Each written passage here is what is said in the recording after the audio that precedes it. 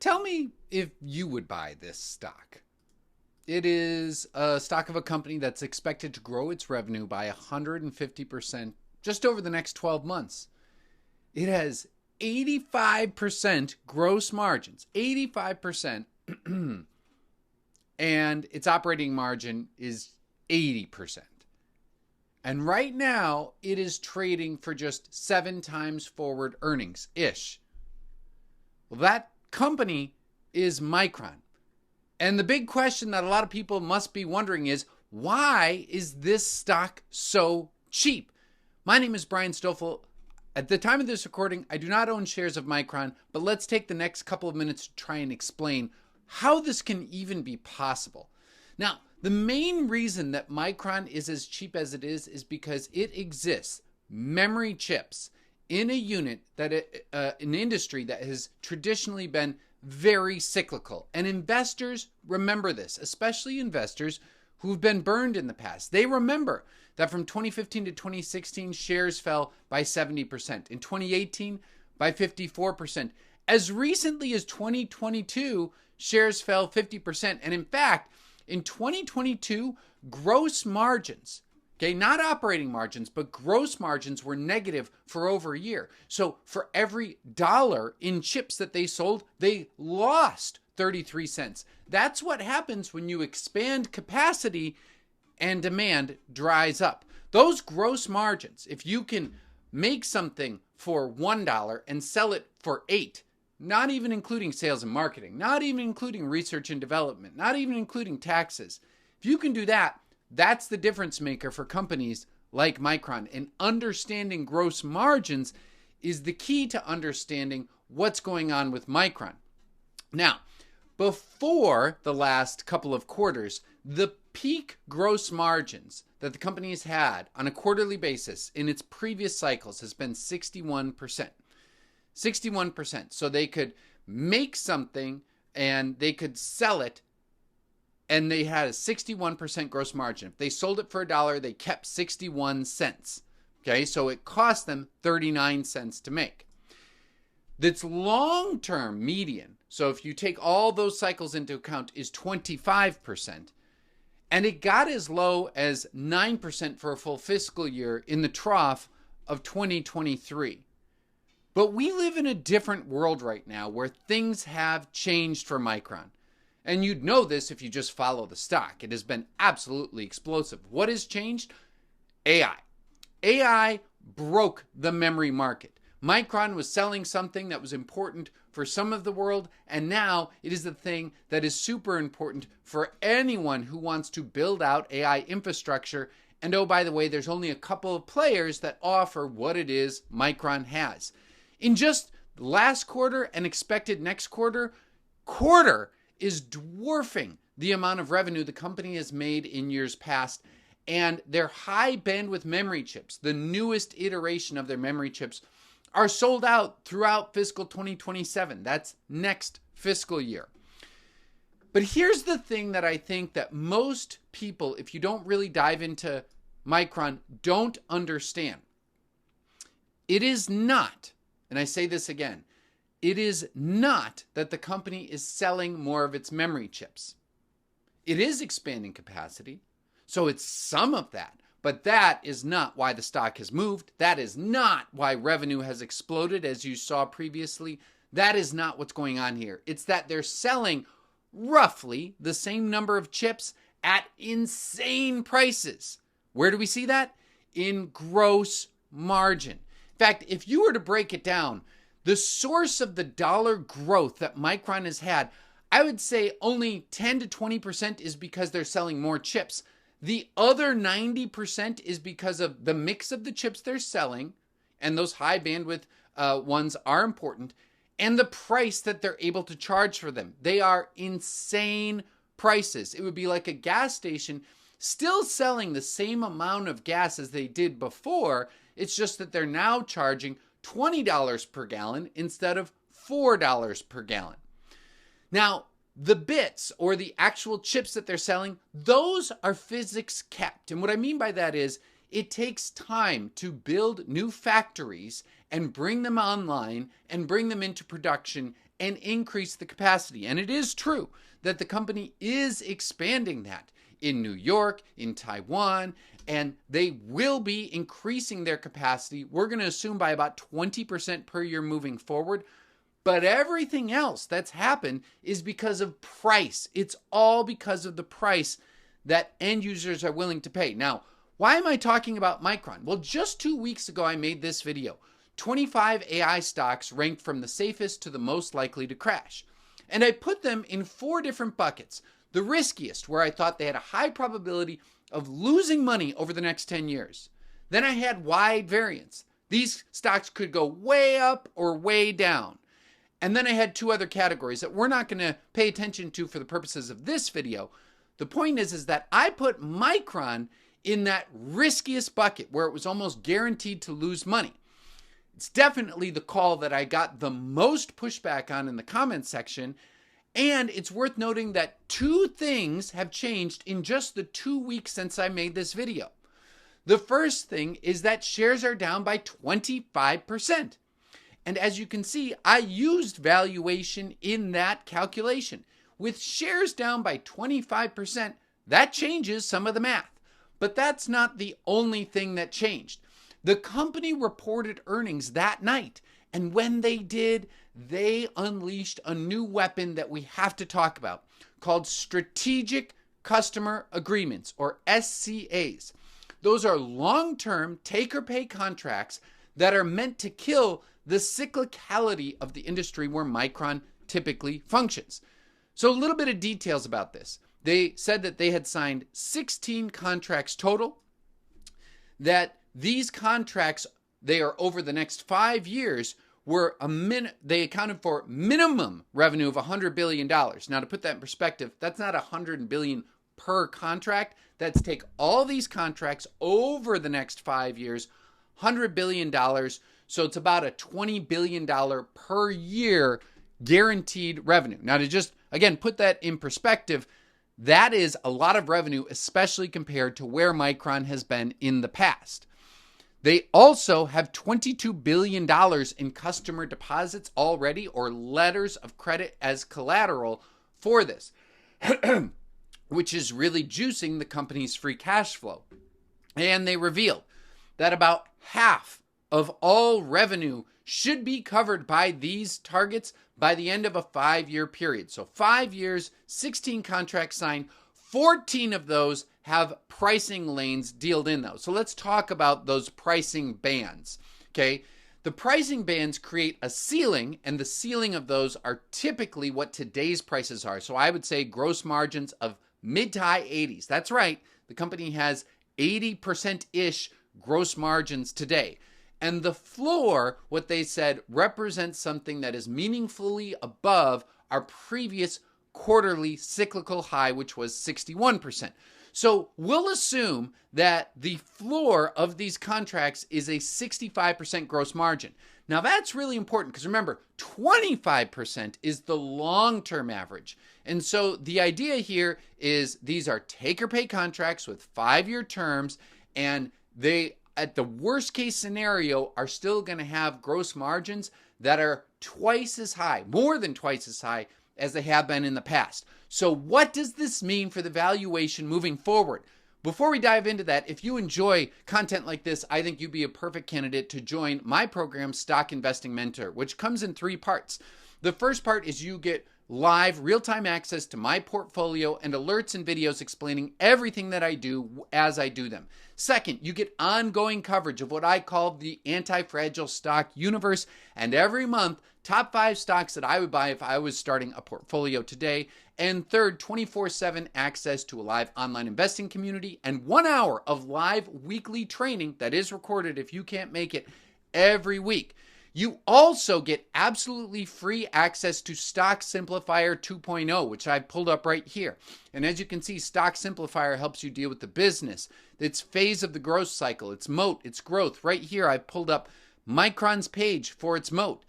Importantly, Stock Simplifier says Micron has a narrow moat, but it's widening. Why? The high bandwidth memory revenue surge, the qualification lock-in for hyperscalers using this, the efficiency edge that it earned with its NVIDIA design reward, and more details about lots of different things. This comes absolutely free with a subscription to Stock Investing Mentor. If you're interested in joining, click the top link in the show notes below and you can get 10% off of an annual membership. All right, so let's talk about those SCA, those strategic customer agreements, and how they can affect what's going to happen moving forward. Here's what I want you to remember. Let's assume that you sell a memory chip for $100. Obviously, that's not the actual number. I'm using it as a nice round number as an example. You sell it for $100. What I want us to remember is no matter what you sell it for, we're going to assume that it costs about $15 to make that. Remember that. You make the chip for $15, you sell it for $100. That's roughly where the company is right now. Now that's really important. And here's why. Because looking forward, and what we're going to do is we're going to look forward to the end of fiscal 2028. Okay? That is 2.25 years into the future. All right? There's 3 main levers, and 2 of them in our assumptions are going to be fixed. The first one is we are going to assume that it takes $15 to make those chips, those 15% cost of goods sold based on today's prices. And we're going to assume that the cost to make that chip stays constant. The second thing we have to assume, which is so important that I think that some people are forgetting, is the fact that we are going to assume that their capacity, the number of chips that they're able to sell, just because it takes time for those new factories to come online and start to ramp up their production. We're going to assume that the number of chips that they're able to sell is increasing by about 20% per year. So if we know what it costs to manufacture the chips, if we have that assumption, if we have an assumption of how many chips they're going to be able to sell, and we assume that they will sell all of them, then the only variable that really matters is how much are they going to be able to sell those chips for? Importantly, the answer to that question sets both the gross margin and the revenue number. So even if we hold the cost and the volume still, that one lever, that is the whole model. How much can they sell the chips for? Now, in this scenario that I'm going to build out, every gross margin is actually a blend because I'm going to assume that half of all the chips sold are going to be within that band and at the very minimum selling for 65% gross margins, much higher than their long-term average. And as you'll see, these SCAs are a big deal. The other half of volume I'm going to consider as selling at whatever the gross margin is at the time, and we will combine those to create a blended gross margin. Now, this is the bit of counterintuitive math that is really important to understanding what's going on, what's at stake, and what will move things for a company like Micron. So here's the thing. We're going to talk about gross margins. Now, we're assuming that, and this is to scale just hypothetical, but we're assuming, let's say, that every memory chip costs $15 for Micron to pay to manufacture, but they're selling it for $100. Those are the dynamics that give them an 85% margin. Okay, so they're selling it for $100. That's an 85% margin. Now, this is counterintuitive. Take the same $15 production value and sell it to get a 70% gross margin. That's actually down to $50. So you're going from an 85% margin to a 70% margin. That doesn't seem like that big of a difference. But the thing is that it actually, if you're selling the same number of units, then the actual revenue that you get is being cut in half. Even though the gross margin only it only contracts 15 percentage points, the revenue is cut in half. So that is what is really important to understand about the math behind what we're talking here. Here's the thing. Even teeny tiny drops in the gross margin can lead to huge drops in revenue. Here's what I mean. If gross margins come in at 88%, then by the end of fiscal 2028, we're looking at a company that's going to do almost $300 billion in revenue. If, however, those gross margins fall to just 84%, Okay. Now remember, if it falls from 88 to 84%, those gross margins, the price that you're selling them for is actually falling quite a bit. Because remember, you're selling it for 15, but the price that you're getting is falling by quite a bit. Then the revenue dips to 216 billion. If the blended gross margin falls to 76%, believe it or not, going from 88% to 76%, that means that the amount of revenue that you get has actually fallen by 50%. This is the part of the math that I think that we've got to really wrap our heads around, because it's selling at such insanely high gross margins that if it falls by a certain percent, that revenue is going to fall by a lot. If it hits that floor, so the blended margin is right at the floor that they've got of 65%, then the amount of revenue, okay, is going to go from potentially 300 billion or 288 billion all the way down to 98 billion, and so on and so forth. So it's important to point out that because these are such insanely high gross margins, small steps down are big steps down in revenue. That's what happens when you have sky high gross margins. That's just the nature of how the math works. And it's so unusual for companies to have this be true that it's something that we can skip over sometimes. So I said, well, okay, let's think about 4 potential futures for Micron. In each future, it's still costing $15 to sell a chip, hypothetically, and the number of chips is growing 20%. It's just, what is the price that they sell these chips for on a blended basis? So we'll have a boom scenario, a normal correction scenario, a downturn scenario where the floor holds, okay, and then we'll have one where the contracts break. And I'll tell you why it's even worth considering that in just a minute. But first, let's talk about, look, demand never blinks. The prices stay flat at the contract ceilings, and the spot prices are still very, very high in the 80%-ish range. If that happens, revenue comes in at about $290 billion at the end of fiscal 2028. With an 85% gross margin, that's $167 billion in free cash flow. This and only this is the world where Micron can do almost $300 billion in revenue by the end of fiscal 2028. And given what we've heard about supply and demand being so out of whack, that could be a very possible potential future. But it is worth also at least looking back to say, well, what does history have to say? And a totally normal correction is something that we need to account for. Now, what would that look like? In a totally normal correction, gross margins aren't dipping, into oblivion. They're just going to 76%. Now, remember what I'm saying here. In a total normal correction, the blended gross margin goes to 76%. If the blended gross margin goes to 76%, okay, the thing that's happening here that we have to remember is the fact that the revenue is falling by a lot more. And so our free cash flow comes in at $69 billion. Half of the revenue is disappearing here. And the margin would still be the best in the industry's history, 3 times the long-term average. But the leverage curve is working both ways here. That's really important. That's what history has to say. Now, let's say a crash comes, but all of those SCAs hold, and over half of the units are protected by the SCAs at 65% gross margins. If that were to happen, then our blended gross margin could be 52%.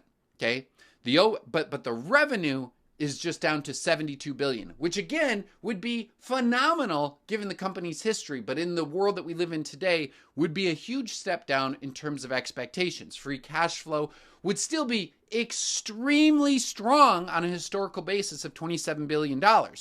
But remember, the nice thing here is the worse the crash is, the more that those SCAs are important. That's great. Then almost 2/3 of revenue is coming from those SCAs. And $27 billion of free cash flow at a trough, that's amazing. That shows you that the SCAs are doing their work of protecting the company in a traditional significant downturn. They matter. They're doing their job. But of course, we've got to remember, well, what happens if those take-or-pay contracts fail? We have to we can't just blindly believe that it's impossible for them to fail. Where companies just forfeit their deposits and they don't take the chips. Then that gross margin could fall to 42%. 42% is still pretty good. But if we expect that some of those contracts are going to break, then free cash flow is $16 billion. And why would we assume that even this could happen? Because in 2022, the company did have long-term agreements, very similar to our strategic customer agreements or our SCAs. But when the cycle turned, companies broke it, and Micron decided not to sue.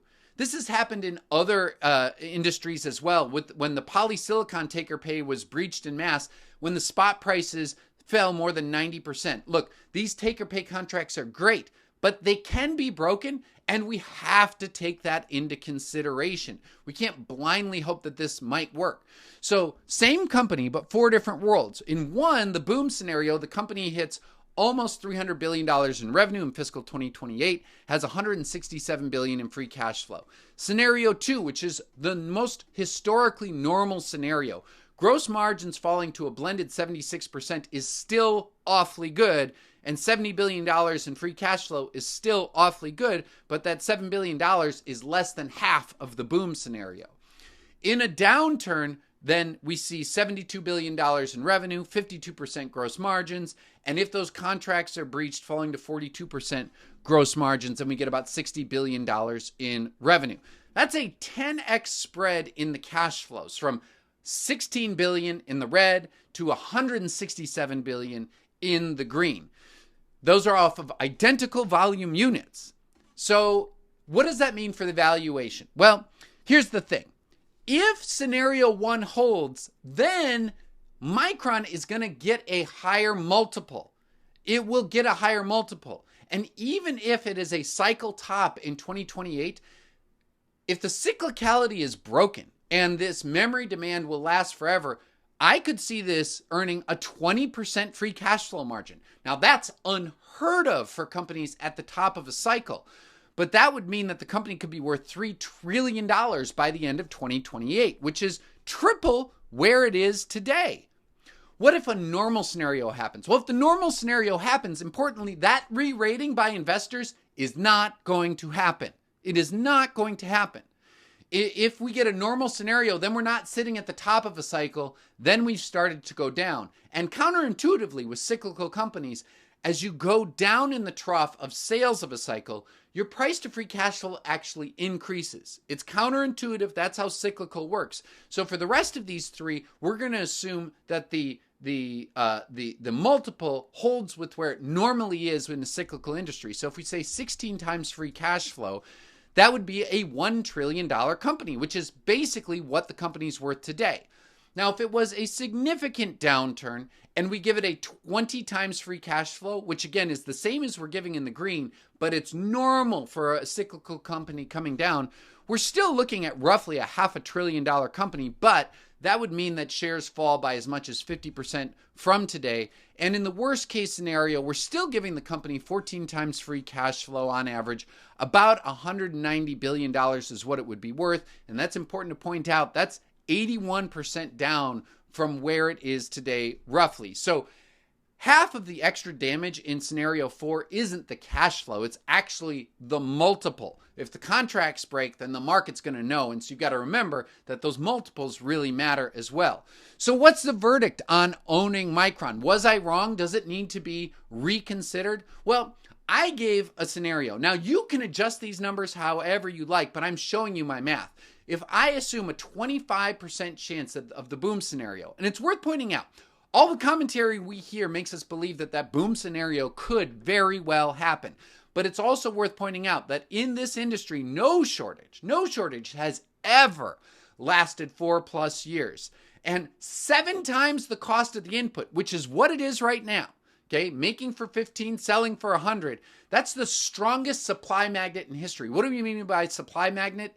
Anyone who could create memory chips is going to want to create memory chips because they see how much they can make from doing that. And we know that Samsung and SK Hynix are building out their capacity. Now, supply still might not meet demand, but the fact that those chips are coming into the market could still make those prices go down, which is why I give the normalized scenario a 45% chance of happening, a 20% chance of the downturn, a 10% chance of a worst case scenario. So 70% of what I'm assuming is either the boom or a normal scenario. Again, you can adjust this however you like. I'm showing you my math here.